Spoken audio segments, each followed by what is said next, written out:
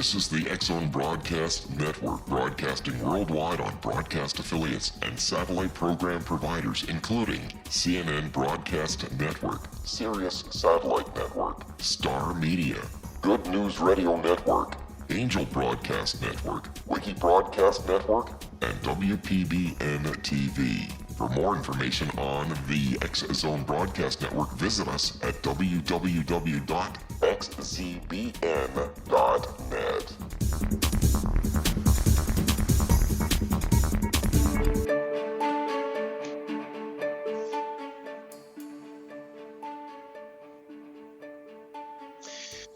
Welcome to another episode of Cal's Corner here on the X-Zone Broadcast Network. My name is Kal Korff, and I'm your host, and the executive producer of the show is Rob McConnell, who is the host and founder, of course, of the X-Zone radio show.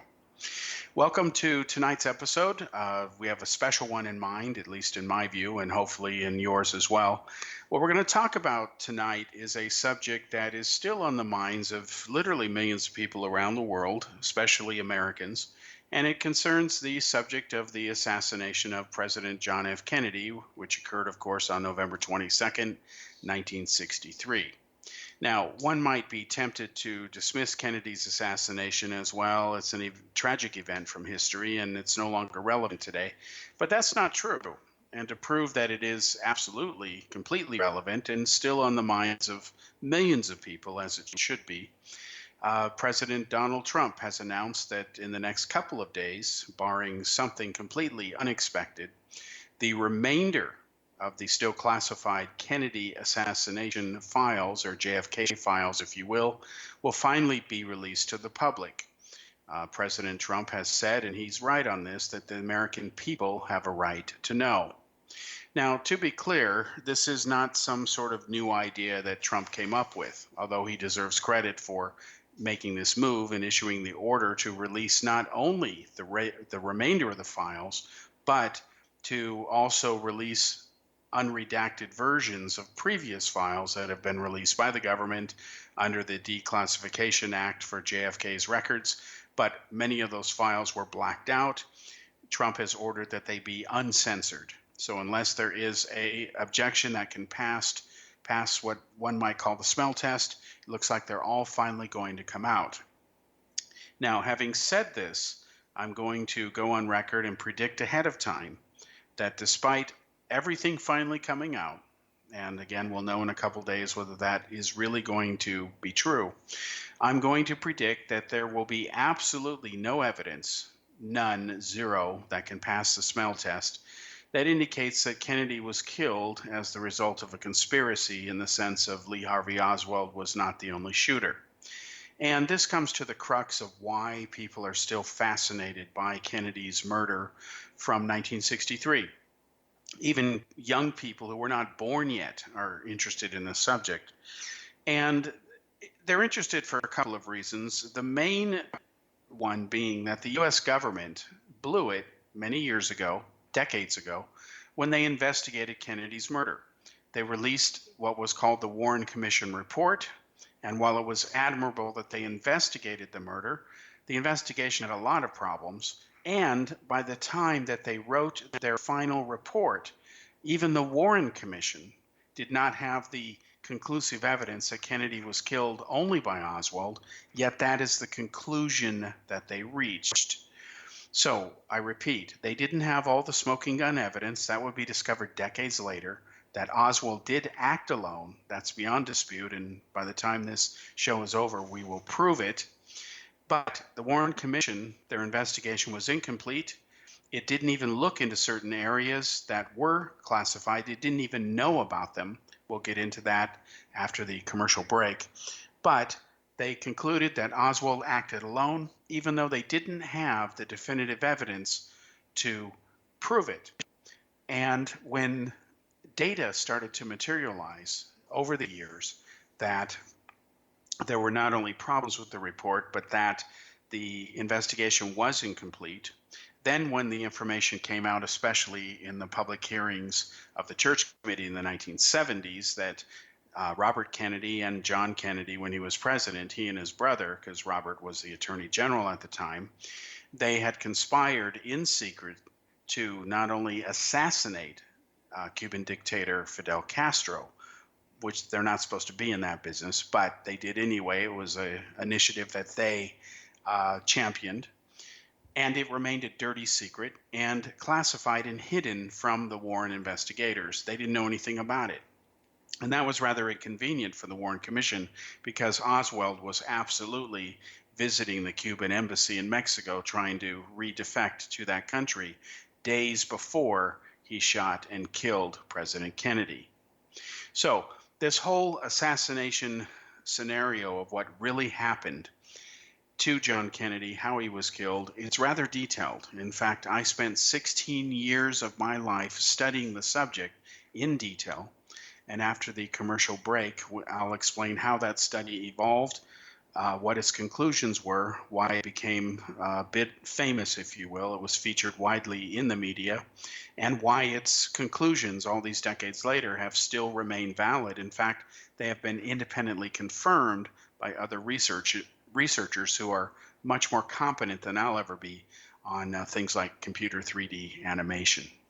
So we're going to take a break in a moment and come back and start to get into the evidence about Kennedy's assassination, take you up through time to the present, and we'll be back in a moment on Cal's Corner here on the X-Zone Broadcast Network.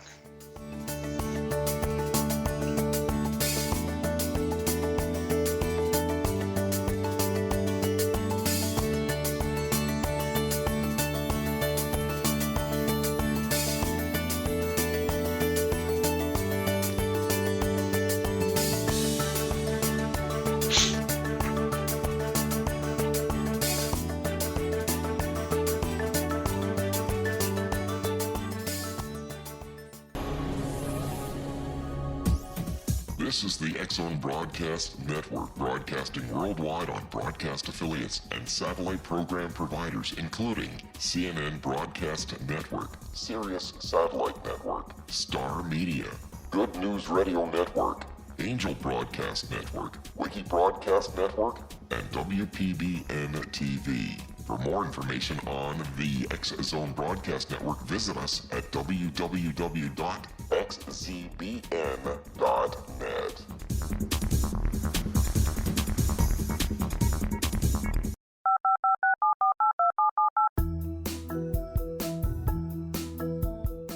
Did you know that when you're on the road with limited data or Wi-Fi, you can still listen to the X-Zone Radio Show with Rob McConnell, The Science of Magic with Gwilda Wiyaka, X-1, Dimension X, Space Patrol, and every minute of the X-Zone Broadcast Network by calling 213-401-0080, courtesy of Audio Now. No smartphone, app, or internet needed. It saves your data plan and it's free if you have unlimited minutes. Call 213-401-0080 to listen on any phone, anytime, anywhere. Remember 213-401-0080 for the best of the paranormal, parapsychology, and sci-fi radio programming anywhere, 24/7, 365.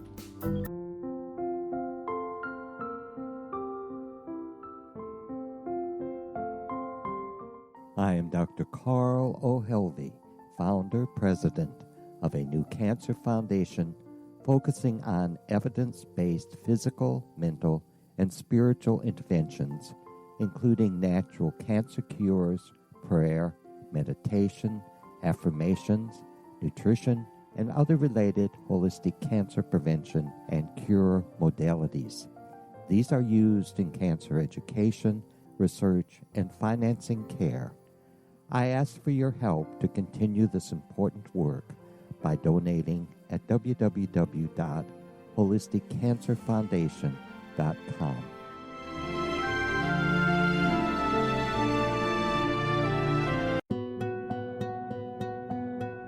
Is it science or is it magic?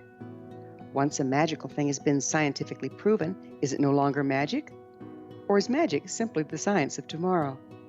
Join me, Gwilda Wiyaka, on The Science of Magic, a a syndicated radio program dedicated to combining the science and magic of today's dynamic and controversial topics to co-create new solutions.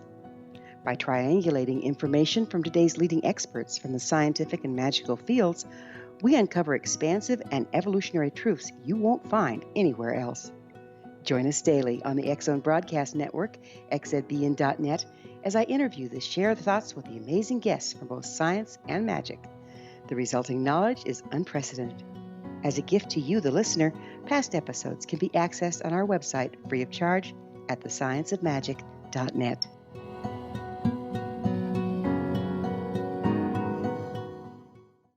Little children aren't the only ones afraid of the dark.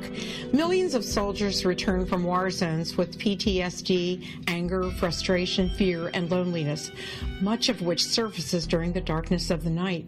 You have the chance to change the lives of these American heroes. Songs and Stories for Soldiers.us provides free MP3 players for these men and women.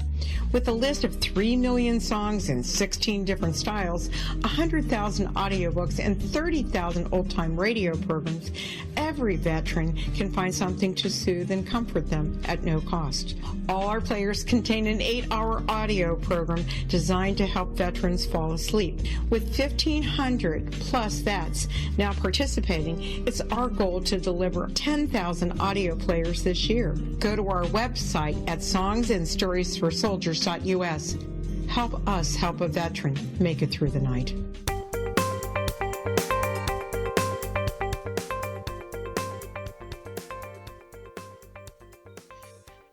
Welcome back to the second segment here on Cal's Corner radio show on the X-Zone Broadcast Network. My name is Kal Korff, and I'm your host, and the executive producer of the show, once again, is the legendary Rob McConnell.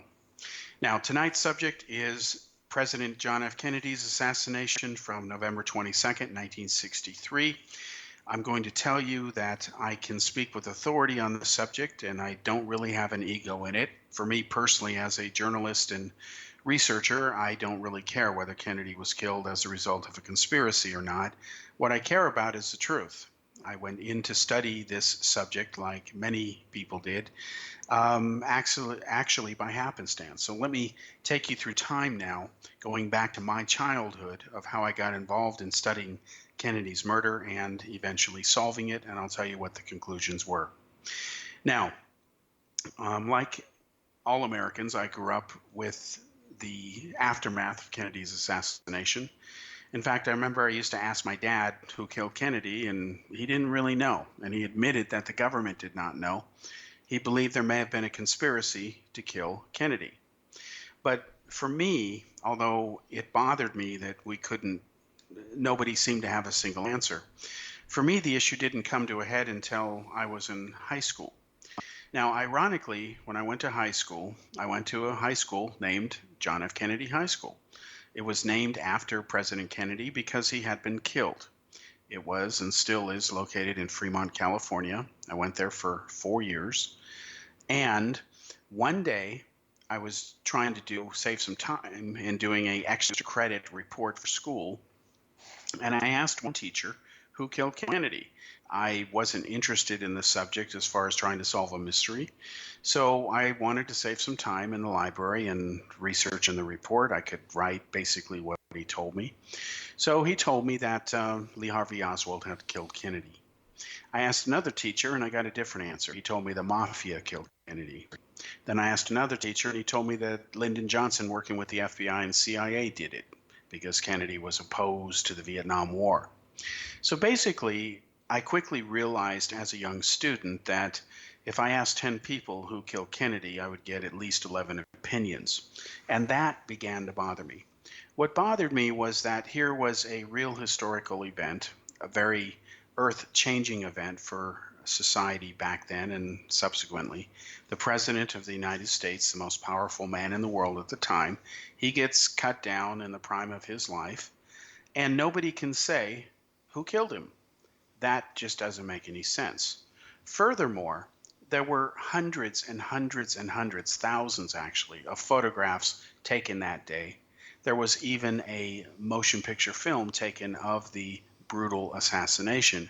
capturing it in detail enough to where it should be obvious as to who killed Kennedy. But yet that is not what happened. That is not what the answers were that were forthcoming.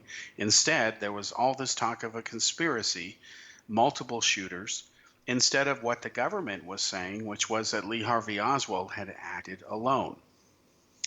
Now, to understand the core of the Kennedy assassination, you can't ignore Oswald. Even if you believe that he is a patsy, that he was innocent, that he was framed, that he was one of the shooters, keyword being one of them, not the only one, you still cannot ignore Oswald because it is a fact that he defected to the United States. He offered the Russians and gave the Russians information he had learned as a Marine concerning especially the use of radar. He was a radar operator in Japan, briefly assigned at the same military base that the U-2 spy plane had secretly flown out of over the Soviet Union. And we must remember that the Russians had managed to shoot down a U-2 on occasion. It was very rare, but remember Francis Gary Powers had been shot down. So during one of the stressful times, peak stress times and tension times, if you will, of the Cold War, here's Oswald defecting to the Soviet Union, claiming he is a Marxist. There are many Marines who served with him. They remember calling him Comrade Oswald because he was always talking about Russia. But when he went to Russia, he became very disillusioned because, as history has repeatedly proven, there is no such thing as a real communist country. It has never existed in the past, it doesn't exist in the present, and it's not going to exist in the future. The reason it can't is because communism doesn't really work. It is a delusion. Scientists will find evidence that unicorns exist before a real communist country will ever be in existence. So Oswald marries a woman who is the niece of an important KGB officer. So the Soviets spy on him, and then they want an excuse to get rid of him. He gets bored of life in the Soviet Union, and then he wants to come back to Russia. So he goes to the U.S. Embassy, gives them a sob story, and the embassy worker who took his passport never tore it up. She kept it in the drawer, figuring he was a naive American that would wake up to reality one day, and then he'd be crying to go back to America, and that's exactly what he did. He settled eventually, after spending time in New Orleans, in Dallas, Texas, and he ended up working in the Texas School Book Depository. Friends who knew the Oswalds and his Russian wife, Marina, felt sorry for them, especially since he was an abusive man who had anger management problems, to understate the issue. He would beat his wife often, and this is beyond question. And he was insanely insecure and insanely jealous, and he viewed himself as smarter than everybody.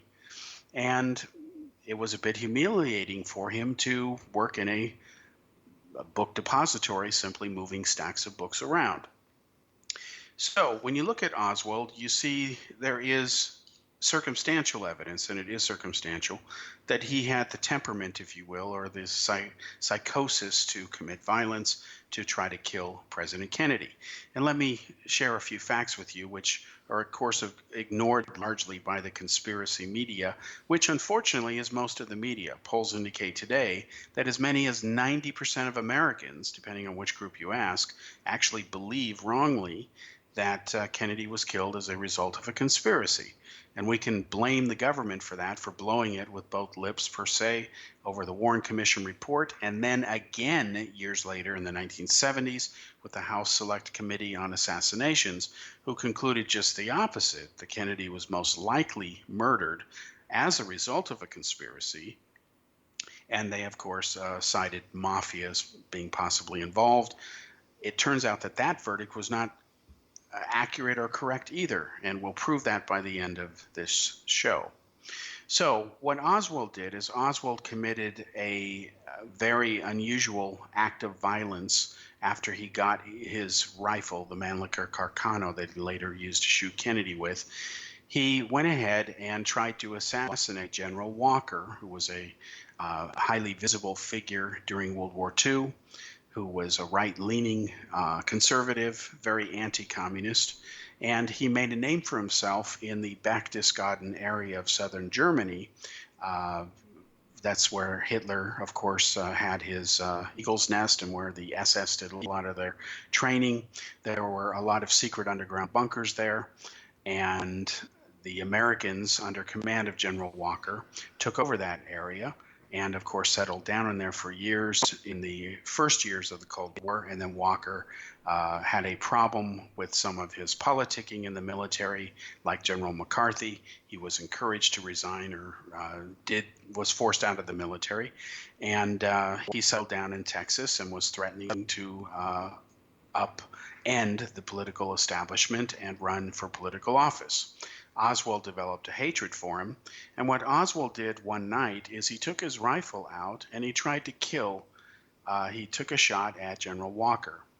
Oswald, who had a rifle he was still getting used to because he didn't own it for a long time before he tried to kill Walker, he actually fired a bullet which went through the window of the study room that Walker had, and it just missed him in the head. There is no question that the bullet came from Oswald's rifle. Oswald's wife, Maria, did testify to investigators after the assassination that he did try to kill Walker. So you have to ask yourself this question. If Oswald was a sweet, innocent patsy who was set up, what type of innocent, decent person tries to shoot and kill a military general? The answer is that people just normally don't behave that way, and thankfully they don't. They don't go around trying to assassinate other people, shooting them through the window of their study. But this is what Oswald did. We must also remember that even if you are naive and just refuse to believe that Oswald had anything to do with Kennedy's murder, that he didn't even pull the trigger, which is wrong, you have to accept the fact that he killed a Dallas police officer. His last name was Tippit. He was shot within 30 minutes, roughly, of after Kennedy was murdered. And again, you have to ask yourself this question. First of all, Oswald was carrying his pistol, and while people can carry pistols, they do, especially in Texas. Oswald was carrying his pistol. He was stopped by Officer Tippit, J.D. Tippit, and what happened is Oswald killed him. Fired several rounds into him at point blank. The murder was witnessed by several people in the area. Then Oswald went to a theater, hid out. The police went in there after he refused to pay for a ticket, and the police were called. They went in there. They tried to apprehend him. Oswald tried to reach for his gun, tried to shoot a police officer, but luckily the hammer of the pistol never struck the back of the bullet because the skin and webbing in between the index finger and the thumb got in the way of the officer who reached over to grab Oswald's gun before it could discharge a round. Had Oswald fired that shot, he would have killed another police officer. So you have to ask yourself again a common sense question, folks. What type of person who is innocent, who is not a killer, who would never harm a fly? He beats his wife. He has anger management problems. He is upset with the system. He calls himself a Marxist. He tries to kill General Walker. He does murder Officer Tippit. And before he shot Tippit, he killed the President of the United States, John F. Kennedy, because, coincidentally, not as a result of any conspiracy, Kennedy's limousine happened to go by. Oswald exploited the opportunity like a lot of criminals do. They are opportunists. Terrorists are opportunists. So Oswald was never the sweet, innocent patsy that the conspiracy literature literally lies to you about. Oswald had serious problems to the point that he committed murder. He murdered at least 2 people. He would have murdered General Walker had he been a better shot. Now, these are facts that you can't deny. Tippit was shot by Oswald. There is no question that Oswald killed him. Oswald tried to shoot another officer in that theater. There is no question he came close to doing it.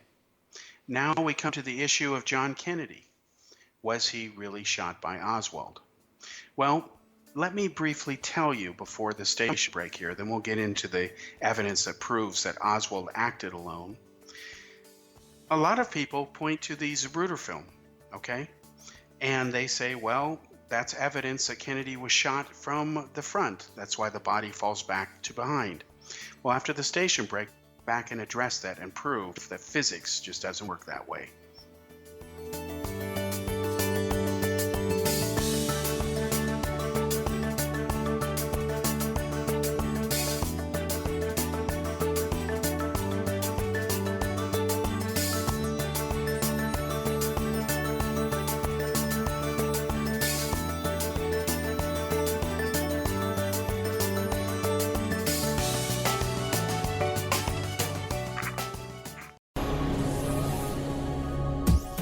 This is the X-Zone Broadcast Network, broadcasting worldwide on broadcast affiliates and satellite program providers, including CNN Broadcast Network, Sirius Satellite Network, Star Media, Good News Radio Network, Angel Broadcast Network, Wiki Broadcast Network, and WPBN TV. For more information on the X-Zone Broadcast Network, visit us at www.xzbn.net.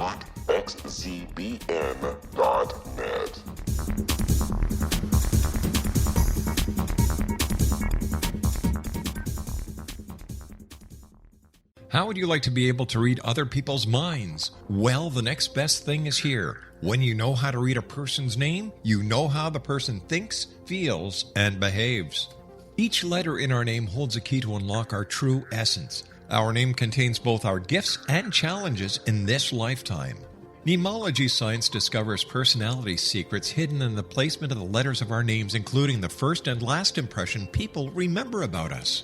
Sharon shows us how to interpret the arrangement of letters as outlined in her book, Know the Name, Know the Person. Sharon Lynn Wyeth created mnemology science after 18 years of research and testing her theories, and has supported thousands of people around the world in understanding themselves and others better. You'll enjoy Sharon's unique teachings as she shares her system to learn the gifts behind your given birth name. Even if you don't like your birth name, there are jewels in this book. If you're thinking of changing your name, ready to name your child, or wanting to get along better with others, this is the book for you. If you'd like to improve your relationships and change your life for the better, get the book today, Know the Name, Know the Person, or visit www.knowthename.com. That's www.knowthename.com.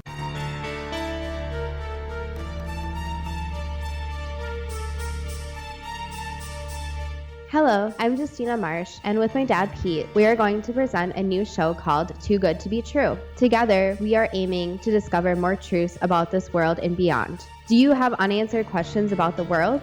Do you ever wonder about aliens, conspiracy theories, or the universe?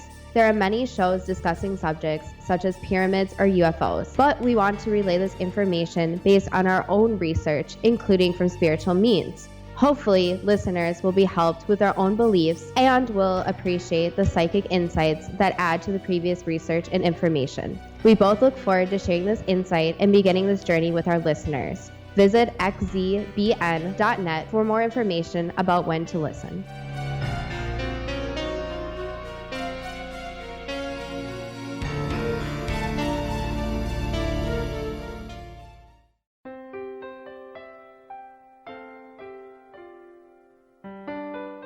Ancient prophecies, legends, and current events indicate we're entering a high-frequency era supporting enlightenment.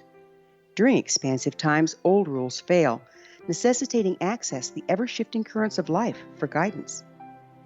There's an ancient form of shamanism through which we can obtain the information we need. I'm Gwilda Wiyaka, founder and director of Path Home Shamanic Art School, with a great new provision for those interested in spiritual evolution and personal empowerment. Galactic Shamanism, Art of the Ancients, Key to Tomorrow, is an upcoming series of leading-edge online affordable classes designed to guide and support you and your family during these times of transition. Embrace the magic. Empower your life. Study Galactic Shamanism at findyourpathhome.com.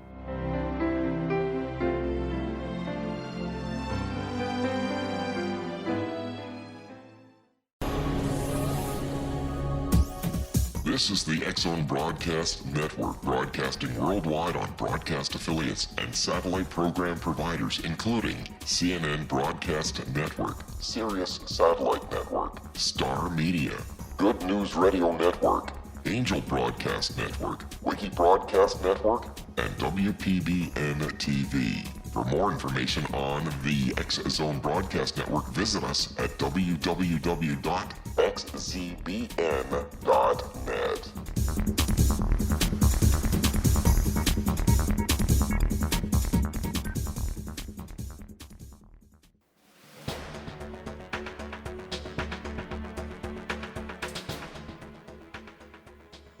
Welcome back to the third segment here on Cal's Corner radio show here on the X-Zone Broadcast Network.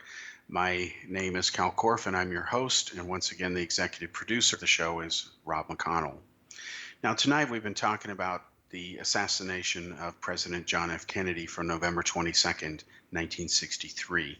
Let's continue that, and we will now lay out in this segment all of the main points of evidence which conclusively proves that Kennedy was shot only by Oswald, not as the result of a conspiracy.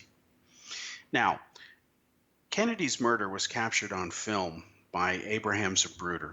He took a famous 8mm movie that is nearly 30 seconds long that shows the assassination in enough detail where that film is the proverbial smoking gun, if you will, for lack of a better term, and don't mean to have a pun there. That basically is the linchpin of the case. That film has been looked at probably by more Americans than any other single piece of footage. And that film has unfortunately been grossly misunderstood and distorted and misrepresented by those who often comment about it. And this is especially the pro-conspiracy press and exploiters. Now, if you look at the Zapruder film, and anybody can see it online, it's free. You can even download your own copies. It is in the National Archives. It belongs to the American people. You can see that Kennedy, of course, gets shot, and what everybody has a opinion on is the moment where Kennedy seems to fall backwards because his head explodes because of a headshot that the assassin, Oswald in this case, the third shot, hit Kennedy with. Now, there are conspiracy nuts who will say, well, that's actually the fourth shot, and that fourth shot came from a second gunman almost at the same time as the third shot in what was infamously called a crossfire, and that there was a second gunman, and the proof is in the evidence that Kennedy's body falls backwards. Well, unfortunately, physics doesn't work that way. And conspiracy nuts ignore physics and other realities to deceive you and convince you of something that isn't true. Now, if you look at the Zapruder film, ask yourself this question: have you ever seen a real human being shot in real life, yes or no? Well, most people who have viewed that film have never seen a human being, thankfully, shot in real life. Now, you say, well, it looks like Kennedy falls back, so he had to have been shot from the front. Well, who gave you the idea that bodies always fly backwards when they're shot from the front? Where do you get that from? If you've never seen a human being shot, how do you know that bodies always fly backwards? You don't know. You can't know. You've never seen it. But yet everybody looks at that film and says, it must have been shot from the front because Kennedy goes flying backwards. Well, where are they getting that from? Well, if people are honest, they'll admit that they're getting it from TV and they're getting it from Hollywood. But guess what, folks? Hollywood and TV don't use real bullets. Lee Harvey Oswald did. Kennedy died because real bullets were used, and high-powered ones at that. So, this idea that bodies always fly backwards because, somebody shot you from the front, again, physics doesn't work that way. Physics has never worked that way. And most people looking at this Zapruder film have never seen a person shot in real life, and they're not physicists. So let me explain to you now the real motion and mechanics of Kennedy's body and what this Zapruder film captured. And if you don't believe me, and I encourage you not to, Don't take my word for what I'm about to tell you. Check it yourself. And if I'm wrong, expose me, okay? Again, I don't have an ego in this, but what I'm telling you is the truth. Now, in the Zapruder film, there is a couple of areas that solve Kennedy's murder. And anybody can verify this. I can share this with you because facts are facts. And the greatest thing about facts is that anybody should be able to double check them anytime they want to. Facts are inviolate. They're irrelevant to people's opinions. They stand or rise or fall on their own. Now, regarding Kennedy, the Warren Commission made the mistake of assuming something very wrong. They assumed that the first shot from Oswald would not have occurred until after Kennedy's limousine cleared the view of the tree branches that were blocking Oswald's view from the sixth floor window where he shot at Kennedy's limo from. In other words, they said, well, nobody would shoot with tree branches blocking their view.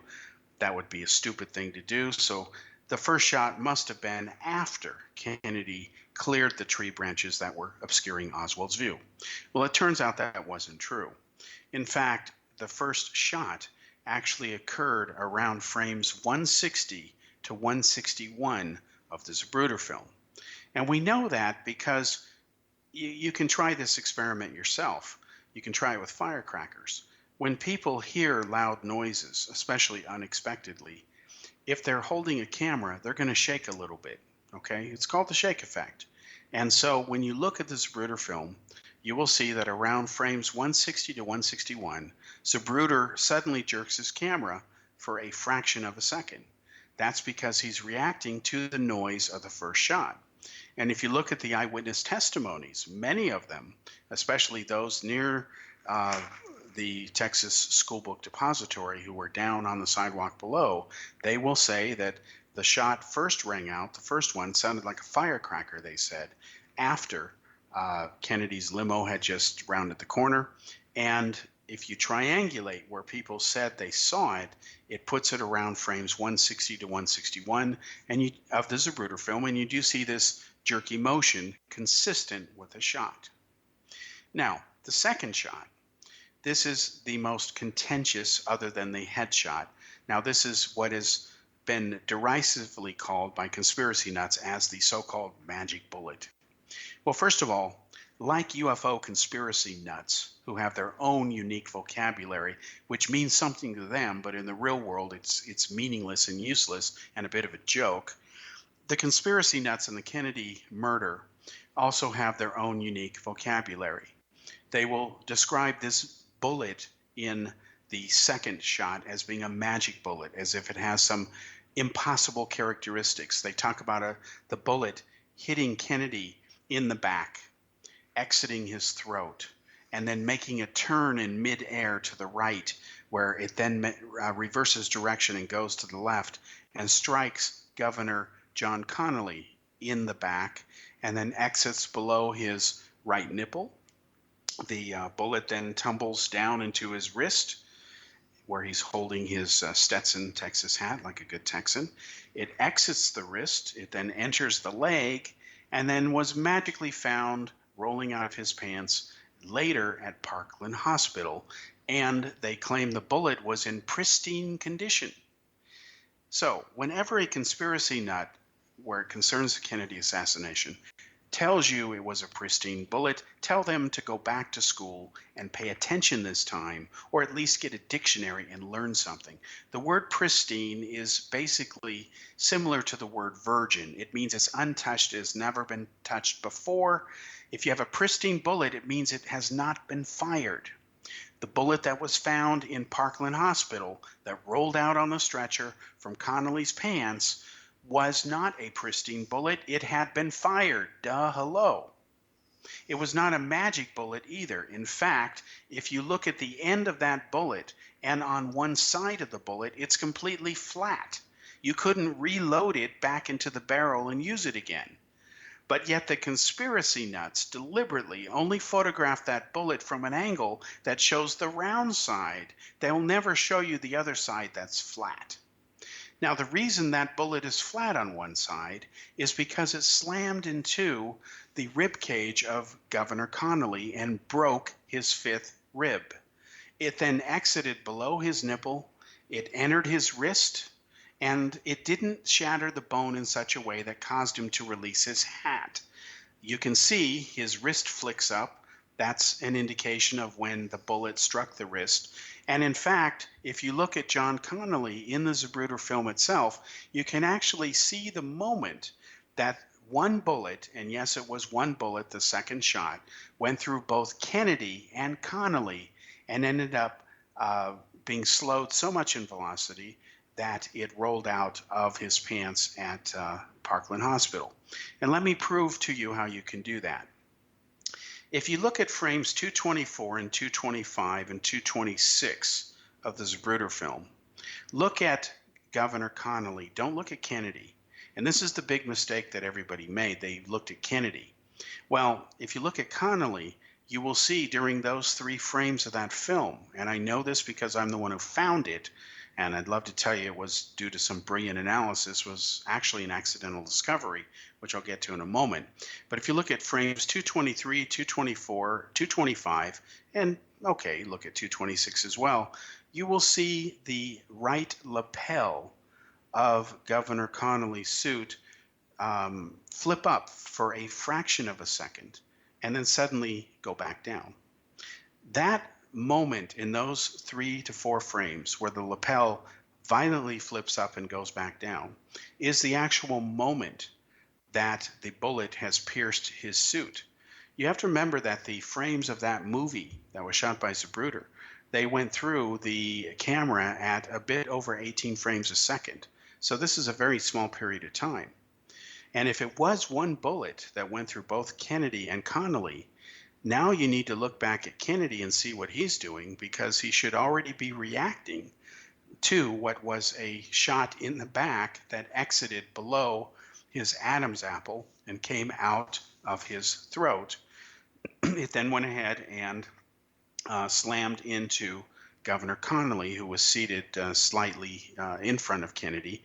If you look at the drawings in the conspiracy books, they put Connolly too far to the right. That alters the theoretical trajectory of the bullet. Actually, if you look at accurate blueprints of the limousine, you'll see that Connolly was right in the straight line fire to receive that bullet, which he did after it exited between the throat muscles of John Kennedy. So again, look at those 4 frames, 223, 224, 225, 226. You will see that lapel flip up. You will see that Kennedy is already grabbing at his throat.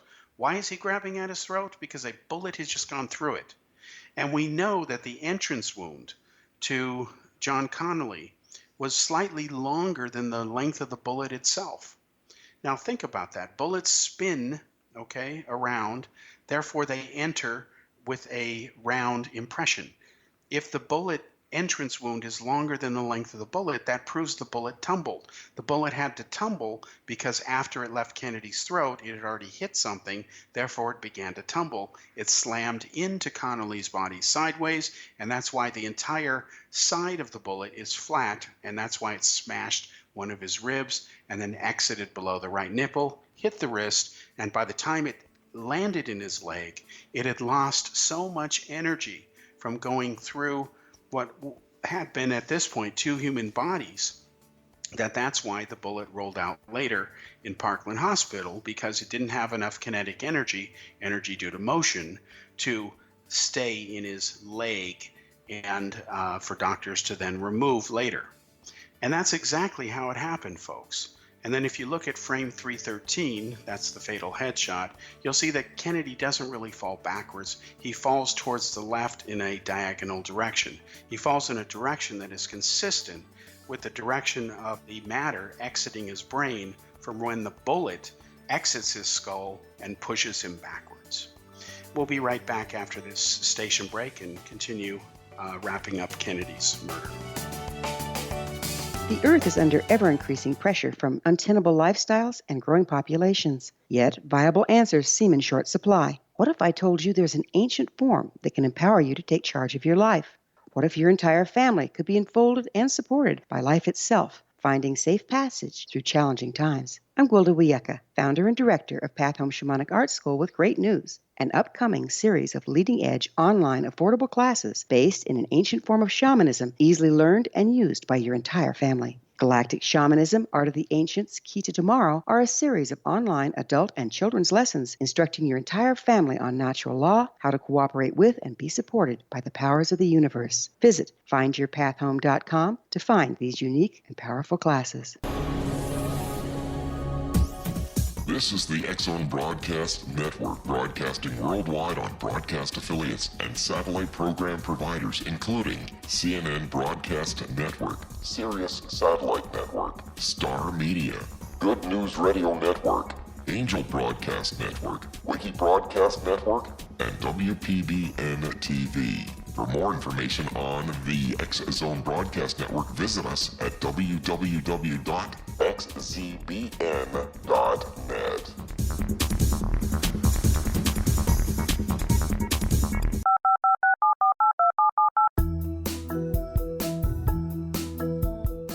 Did you know that when you're on the road with limited data or Wi-Fi, you can still listen to the X-Zone Radio Show with Rob McConnell, The Science of Magic with Gwilda Wiyaka, X-1, Dimension X, Space Patrol, and every minute of the X-Zone Broadcast Network by calling 213-401-0080, courtesy of Audio Now. No smartphone, app, or internet needed. It saves your data plan, and it's free if you have unlimited minutes. Call 213-401-0080 to listen on any phone, anytime, anywhere. Remember 213-401-0080 for the best of the paranormal, parapsychology, and sci-fi radio programming anywhere, 24/7, 365.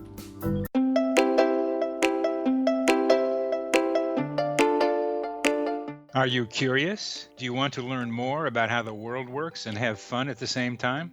Study coincidences with me, Dr. Bernie Beitman, MD, on my Connecting with Coincidence radio show, here on the XZBN network. Listen to Jungians theorize, statisticians randomize, true believers evangelize, while I categorize. I dance to the rhythm of coincidences. People who experience me see more of them. Maybe something on the show matches a thought in your mind.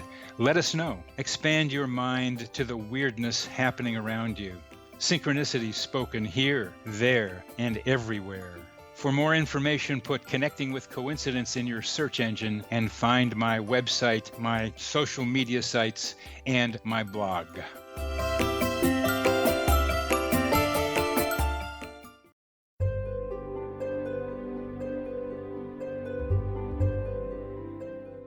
What is truth? Historically, we viewed things as either being true or false. Now, as we enter a more expansive era, we find the question is not, is it true, but rather, how true is it? I'm Gwilda Wiyaka, host of The Science of Magic Radio, a syndicated, internationally broadcast radio program dedicated to uncovering this ever-expanding truth. Join me daily on the X-Zone Broadcast Network, xzbn.net, as I interview today's leading experts from the fields of science and magic to uncover the hidden truth between the lines drawn in the sand. What we unearth in our discussions is not only amazing, but totally unprecedented. You won't want to miss a single episode. In service to our listeners, past episodes can always be found on our website with our compliments at thescienceofmagic.net.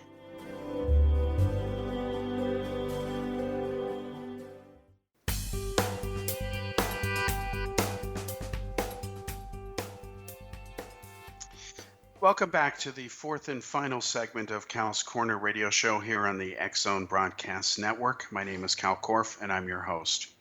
You know, folks, it takes more than an hour to explain all the nuances involved in Kennedy's assassination because it is a complicated affair, and I'm just talking about the mechanics of the murder, let alone the political fallout. So, getting back to what we were saying, again, if you look at frames 223 through 226 of this Bruder film, you will see, again, this lapel flipping up, and that is the moment of the second shot, and you will see Kennedy is already grabbing for his throat because a bullet has already exited his throat and is slammed into Governor Connolly. The lapel flipping up was caused by the bullet going through Connolly's suit and body.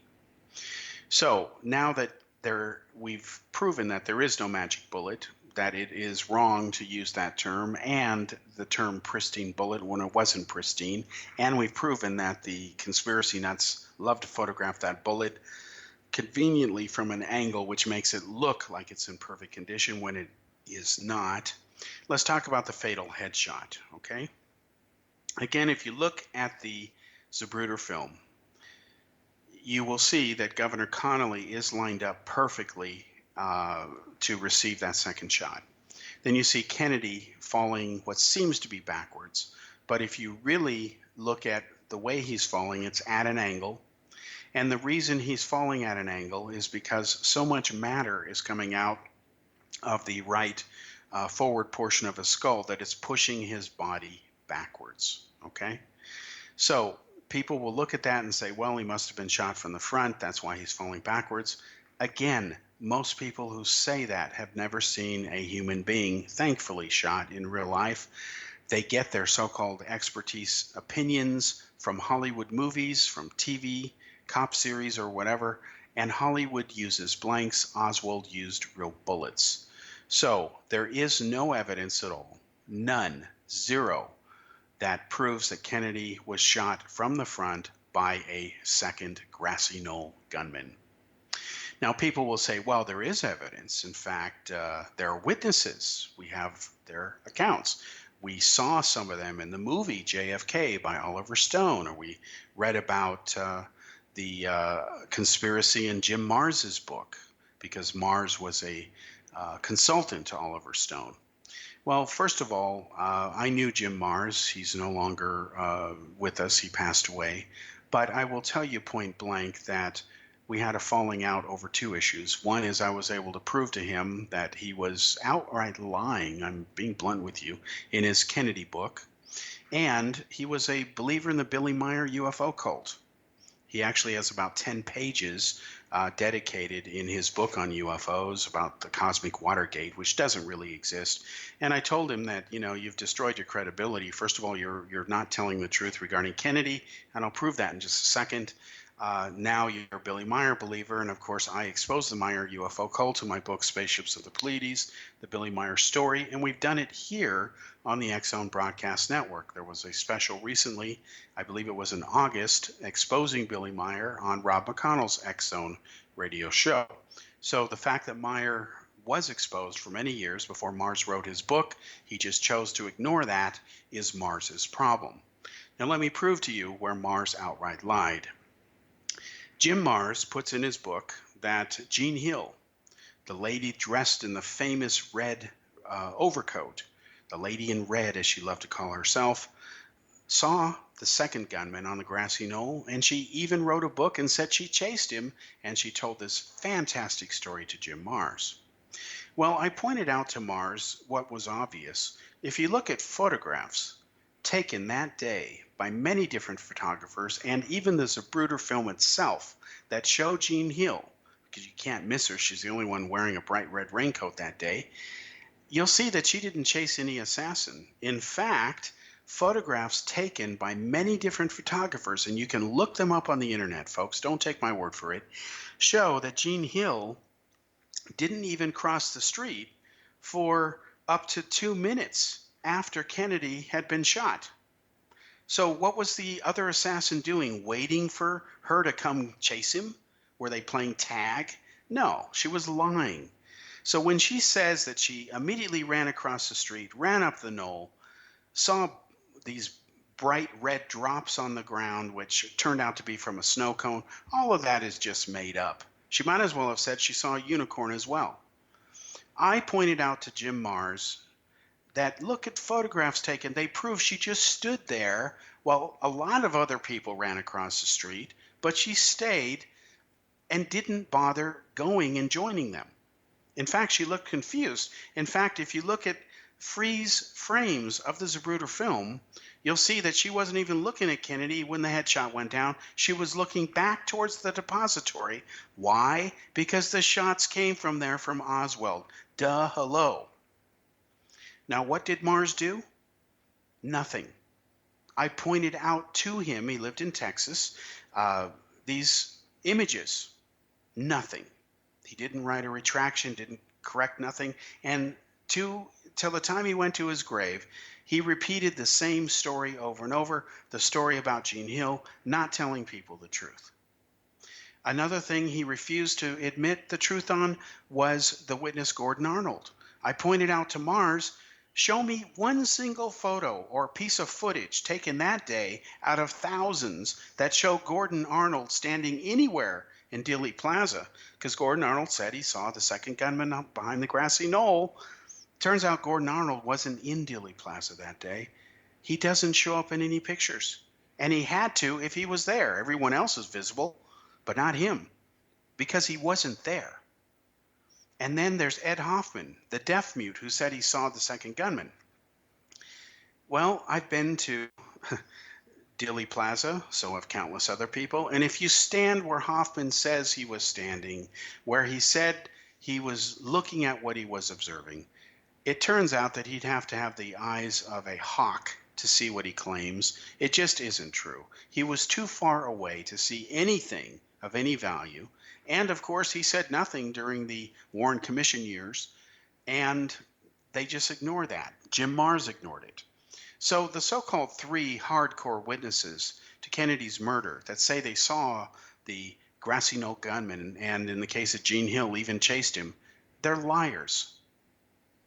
And you can look at photographs taken that day, especially of Jean Hill, and you will see that she's standing right there. She's not chasing anybody.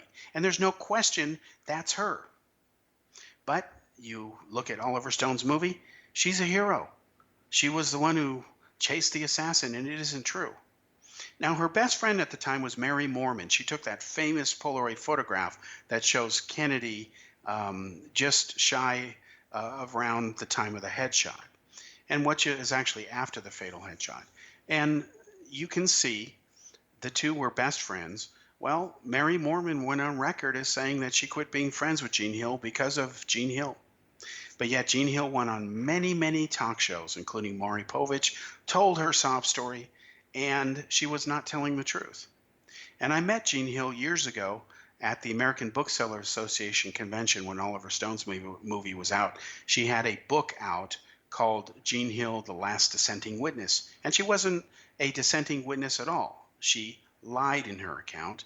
I confronted her at her publisher's booth, and I said, stop lying to the people. That's exactly what you're doing. She got all mad, went off in a huff, and I held up for people to see at that convention color photographs from Life magazine showing that Jean Hill didn't chase anybody. She was standing there while everyone else practically ran across the street, and that Jean Hill didn't even cross the street until the press bus had left towards the overpass to go to Parkland Hospital to find out what had happened to President Kennedy. So when people cite these witnesses, they're not credible. They were exposed years ago. I did it. Other people did it. And again, the photographs are there. Now, what about this so-called 3 seconds or 3 shots in 6 seconds? Well, again, that's another conspiracy confabulation. Where was the so-called 6 seconds that somebody gets 3 shots off? First of all, it's only 2 because the first one is in the chamber ready to go. If you look at when the first shot actually happened, it was 8.5 to 9 seconds that Oswald had to fire off 3 rounds. Actually, only 2 more because the first one's ready to go. We know that the first shot missed because people saw it hit the pavement. It ricocheted and injured a innocent bystander named James Tague. It nicked his cheek. FBI found the curb where the bullet had nicked it. They did a metallurgical analysis, proved it came from Oswald's rifle. And people say, well, Oswald's rifle didn't have his fingerprints on it. That's not true. You can look at photographs of his fingerprints. They're available. They were never classified. I have a set of them. So again, the list goes on and on and on of just lie after lie after lie of what these conspiracy nuts will say. It's Roswell or alien autopsy or Bigfoot. Pick your cause. Are the same. They use English that is unique only to their delusional world. They outright lie. They distort what people say. They bring in voodoo science that isn't really grounded in science. And in the case of Kennedy, again, if you look at the Zapruder film and you think people always fall backwards when they get shot, you're getting that from where? Not real life experience, but from Hollywood and TV, which means you're getting it from nothing. So I understand that the idea that a lone nut can kill the most important person on the planet or most powerful person at any time is a bit hard for people to accept. We want to say, oh no, it had to be some big, grander thing. No, it wasn't. And history is full of plenty of examples of that happening. If somebody really wants to hurt somebody or take them out, they can do it anytime, anywhere, any place with enough proper planning. So these documents are going to come out. The American people deserve to know the truth, but there will not be anything that will come out that shows there was a conspiracy. Why? Because it never happened. In fact, the only conspiracy, like the so-called MJ-12 or Roswell UFO cover-up, exists only in the imaginations of its promoters.